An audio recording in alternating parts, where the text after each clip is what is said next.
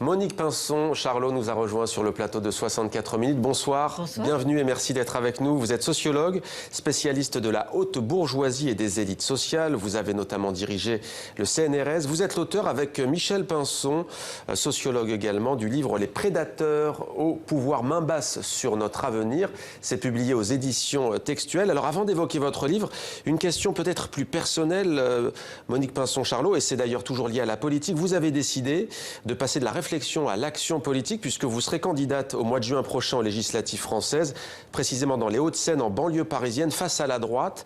Pourquoi vous avez choisi de franchir le pas ?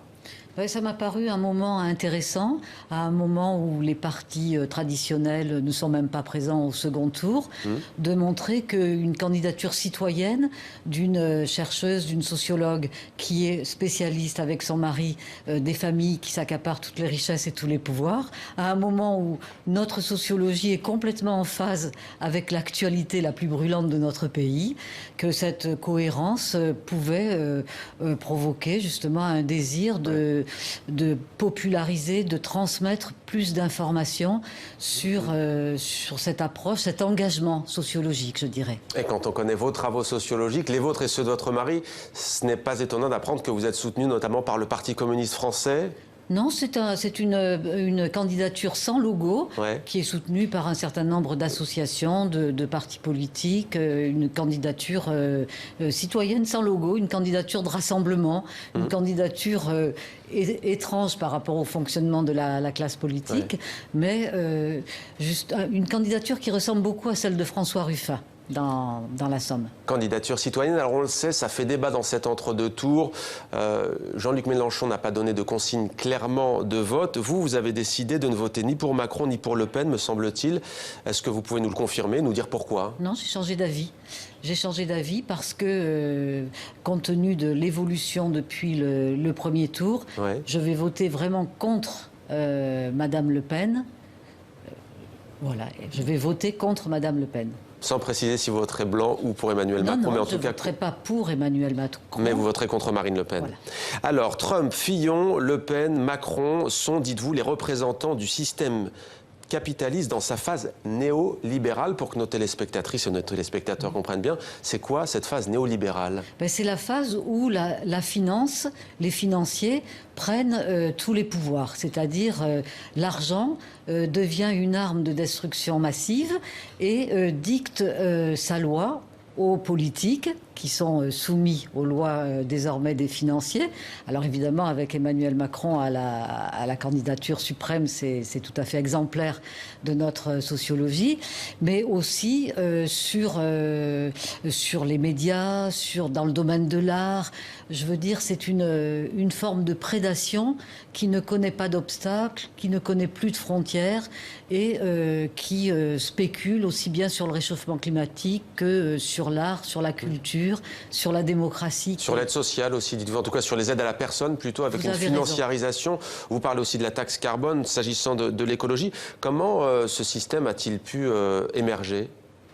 Eh bien, très simplement, après la chute du mur de Berlin, il n'y a plus de contre-pouvoir sur la planète et du coup, le système capitaliste, qui était bien prêt avec tout le néolibéralisme qui avait été théorisé par Friedman et Hayek, s'est mis en place vraiment en tirs groupés, de façon avec un pilonnage systématique, afin qu'il devienne irréversible. C'est-à-dire qu'il y a plein d'effets de cliquet.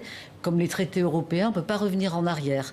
On change de gouvernement, mais on ne peut pas revenir en arrière. Donc c'est très compliqué après pour sortir de ces traités. Mais on serait tenté de vous dire, vous qui semblez aimer le peuple et le défendre, d'un point de vue sociologique en tout cas, pourquoi dans ces cas-là Donald Trump accède au pouvoir ? Les Américains notamment, les électeurs sont doués d'une raison. Alors me direz-vous, il n'a pas eu la majorité des suffrages, c'est le système américain qui veut cela, mais beaucoup votent pour des dirigeants comme lui. C'est-à-dire qu'ils votent pour un milliardaire. Aujourd'hui, les milliardaires sont effectivement, comme je l'ai dit, cette phase néolibérale. Les financiers, l'argent, occupent tous les permet de tout prédater. Mais ils sont déclassés, dit-on. Donc ils sont déclassés, mais ils votent pour un représentant de la finance. C'est ça qu'on n'arrive pas à comprendre. Ah, mais oui, mais c'est comme Marine Le Pen. C'est-à-dire qu'il y a eu tromperie, il y a eu mensonge. Monsieur Trump donnait en pâture les dirigeants de Goldman Sachs pour montrer comment ils avaient provoqué la crise de 2008 et délogé de leur maison tous ces pauvres Américains qui doivent aujourd'hui vendre leur sang. Et dès qu'il est arrivé au pouvoir, il a nommé beaucoup de banquiers de Goldman Sachs aux plus hautes fonctions de la Maison-Blanche. Y a-t-il, selon vous, des expériences aujourd'hui dans le monde, des pays qui résistent à ce néolibéralisme ? Eh bien, il n'y en a pas beaucoup, parce que c'est très difficile. C'est-à-dire que, vous voyez, cet argent, c'est pas pour s'enrichir toujours plus. L'argent a muté, c'est devenu une arme. On a abandonné le canon et la mitraillette, bien qu'il y ait beaucoup encore d'armes dans ce monde. Mais cet argent va permettre d'aller acheter les terres agricoles d'Afrique, va permettre de spéculer sur le réchauffement climatique, va permettre de s'approprier plein de choses. Et alors, je m'embrouille, mais ce que je voulais dire, pour montrer à quel point on marche sur la tête, vous voyez, il y a eu des attentats terribles en France. Eh bien, vos téléspectateurs ne savent peut-être pas ou ne se rappellent pas que François Hollande, dans son quinquennat, a fait des contrats de plusieurs milliards de dollars ou d'euros avec l'Arabie Saoudite, qui ensuite facilite les transferts d'armes auprès de Daesh. Donc tout ça n'est pas cohérent. Et pour vous dire même jusqu'où on est allé, François Hollande, 6 mois après les attentats du Bataclan, a remis la Légion d'honneur au ministre de l'Intérieur d'Arabie Saoudite. Merci beaucoup d'avoir témoigné sur notre plateau. Monique Pinson-Charlot, vous êtes l'auteur avec Michel Pinson des Prédateurs au pouvoir, main basse sur notre avenir, édition textuelle. Merci à vous.